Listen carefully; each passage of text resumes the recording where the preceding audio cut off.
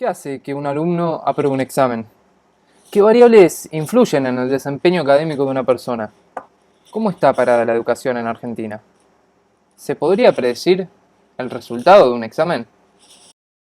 Nosotros somos Fernando, Bruno y Bautista, un grupo de amigos de la universidad que con la ayuda de nuestro mentor, Ignacio, estuvo tratando de responder todas estas preguntas. El año pasado tuvimos la oportunidad de participar en un hackathon de datos educativos. Usando este evento como disparador, dedicamos los últimos meses a trabajar con bases de datos que contenían información de 2 millones de alumnos pertenecientes a colegios de todo el país. Como los datos que teníamos eran de las pruebas a aprender, queríamos, haciendo uso del Machine Learning y el análisis de datos, ser capaces de visualizar y clasificar los desempeños de los alumnos que rindieron estas pruebas. Nos importaba estudiar las variables, encontrar esas variables más sensibles que hacen que un alumno apruebe o desapruebe un examen, para después usarlas para generar modelos que nos pudieran mostrar posibles escenarios futuros de lo que puede llegar a pasar con la educación en el país. Para hacer todo esto usamos herramientas como R para el análisis visual de los datos y Python para generar los modelos de Machine Learning. Antes de mostrar lo que hicimos, los ponemos en contexto con algunos preliminares. Las pruebas a aprender, que son con las que nosotros trabajamos, son una serie de exámenes impulsadas por el gobierno que se toman una vez por año a los alumnos que están en el último año del primario o en el último año del secundario. Estos exámenes constan de 4 partes: ciencias sociales, ciencias naturales, matemática y lengua, y el desempeño se divide o se clasifica también en 4 partes, en 4 categorías: avanzado, satisfactorio, básico y por debajo del básico. Todo nuestro análisis está basado en datos del 2016 y del 2017.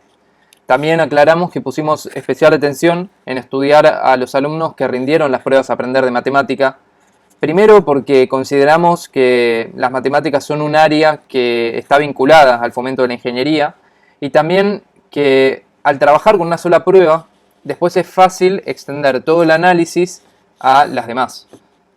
Para tener un paneo general de las variables más representativas, que en un futuro se usarán para generar modelos, se empezó por hacer un análisis visual de los datos.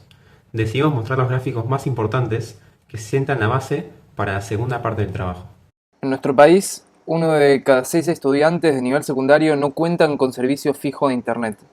En provincias como Formosa o Jujuy, el porcentaje de alumnos con acceso a Internet es menor al 85%.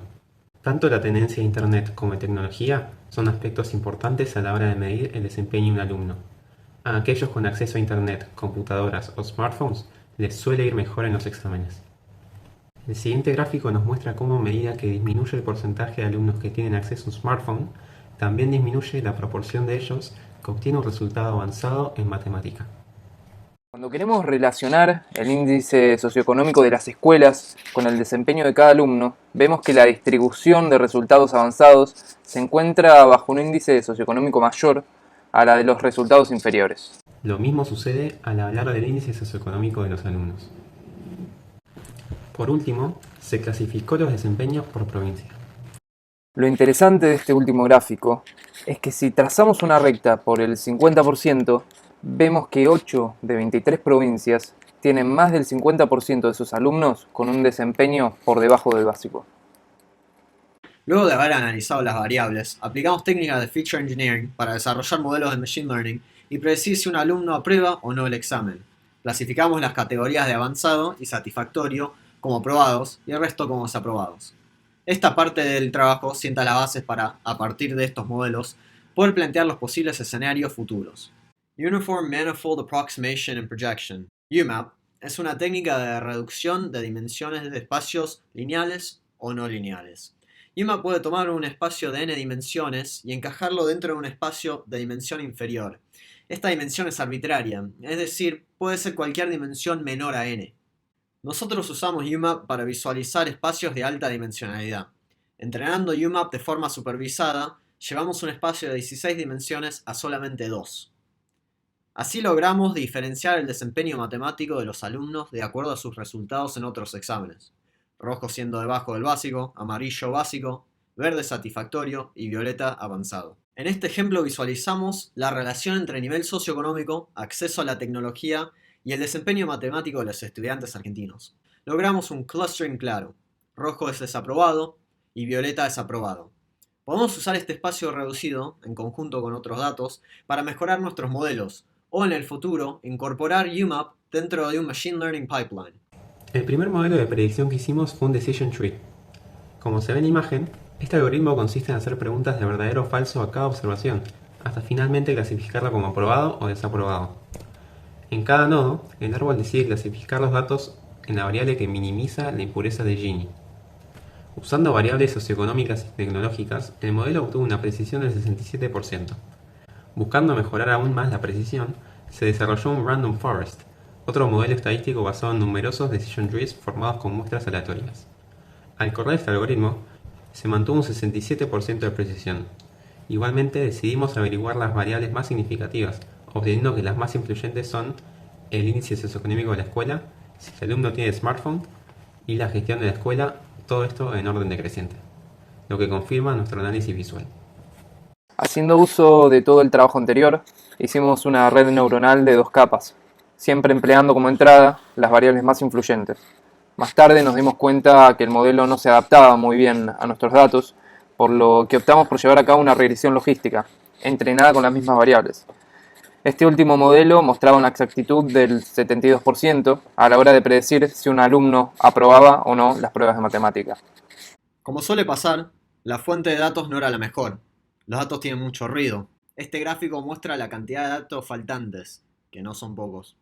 Algunos factores que debemos tener en cuenta son la cantidad de datos totales, su forma de recolección y la manipulación externa de los mismos. Al final del trabajo, poniendo en prueba los modelos, se construyeron 2 escenarios posibles para el futuro, uno optimista y otro pesimista. En el escenario pesimista se aumentaron un 3% de las probabilidades que una escuela tenga un IC bajo y que un alumno no tenga smartphone. Esto llevaba a un aumento del 4% en los alumnos desaprobados. En el escenario optimista se aumentaron un 2% las probabilidades de que la escuela tenga un IC alto y que el alumno tenga un smartphone. Esto lleva a un aumento del 3% de los alumnos aprobados, que equivale a más o menos 108.000 alumnos. Entonces, ¿para qué sirve todo esto? Para saber cómo van a seguir evolucionando las cosas, si el acceso a la tecnología o el nivel socioeconómico mejora, se mantiene o empeora a lo largo del tiempo. Esto es una muy buena herramienta para tener en cuenta a la hora de desarrollar un plan integral de educación en las distintas divisiones territoriales del país. Sabemos bien que sería un grave error creer que la educación está determinada solamente por las variables que estudiamos. Hay personas detrás de todos estos datos. Sin embargo, este trabajo tuvo el objetivo de valorar con más precisión la tarea escolar y poder colaborar desde nuestra parte en su fortalecimiento.